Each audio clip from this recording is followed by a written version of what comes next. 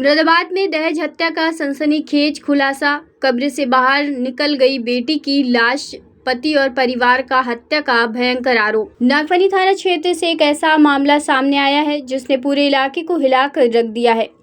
ठाकुरद्वारा की रहने वाली एक युवती, जिसकी शादी करीब 4 साल पहले नागफनी थाना क्षेत्र में रहने वाले युवक से हुई थी, मौत अब संदिग्ध परिस्थितियों में सामने आई है। युवती पर लगातार पति द्वारा मारपीट और गाली गलौज का आरोप था।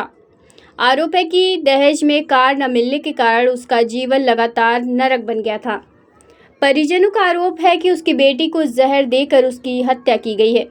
घटना की भयावहता का अंदाजा इस बात से लगाया जा सकता है कि जिलाधिकारी अनुज कुमार के आदेश पर प्रशासन ने कब्रिस्तान में गड्ढा खोदकर मृतक युवती का शव बाहर निकलवाया। शव को कब्जे में लेकर पंचनामा भरकर पोस्टमार्टम के लिए भेज दिया गया। युवती के परिजन कहते हैं कि उनकी बेटी की मौत किसी दुर्घटना या प्राकृतिक कारण से नहीं, बल्कि ये सत्यानाशकारी दहेज हत्या का मामला है। पुलिस ने शिकायत पर पति समेत पूरे परिवार के 10 लोगों के खिलाफ नामजद मुकदमा दर्ज कर लिया है।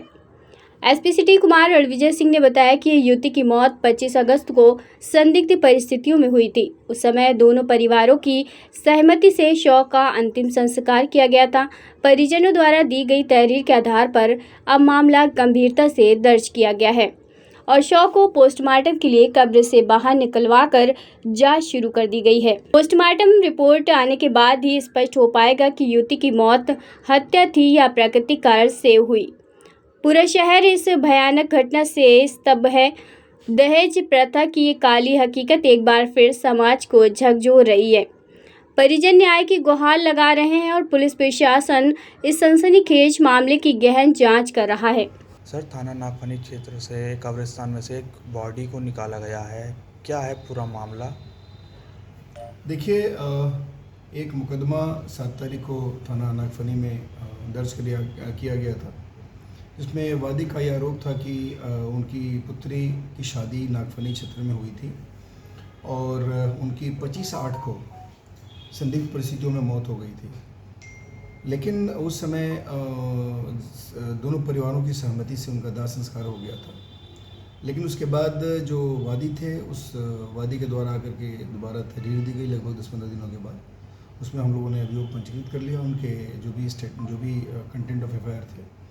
और उसमें चूँकि जो बॉडी थी, डेड बॉडी का ऑलरेडी दाह संस्कार हो गया था, यानी उनकी कब्रिस्तान में उनको दफना दिया गया था। तो उसके बाद जब मुकदमा पंजीकृत हो गया तो आयोग के द्वारा जो हमारी विधिक प्रक्रिया है, जिलाधिकारी महोदय के आदेश से अभी बॉडी को उसमें से कब्र से निकाल कर उसको एक्सह्यूम करके उसमें उसका पंचनामा पोस्टमार्टम कराया जा रहा है और उसके बाद उसमें फिर अग्रिम जो भी एविडेंस आएगा उसके हिसाब से कार्रवाई की जाएगी। सर, लगभग कितने लोगों के खिलाफ इसमें नामजद मुकदमा हुआ है? इसमें उन्होंने 10 व्यक्तियों को नामजद किया उस मुकदमे में और उसमें एविडेंस जो भी है, जैसे भी है, उसको सबको कलेक्ट करके उसमें बारी से देखा जाएगा और जिसके विरुद्ध जो भी साक्ष्य होगा उसके हिसाब से हम। सर, घटना की वजह क्या है? देखिए, आरोप तो उनका ये है कि परिवार में कोई दहेज की मांग को लेकर के कुछ कला होता था और जो मृतका हैं उनके साथ मारपीट की जाती थी।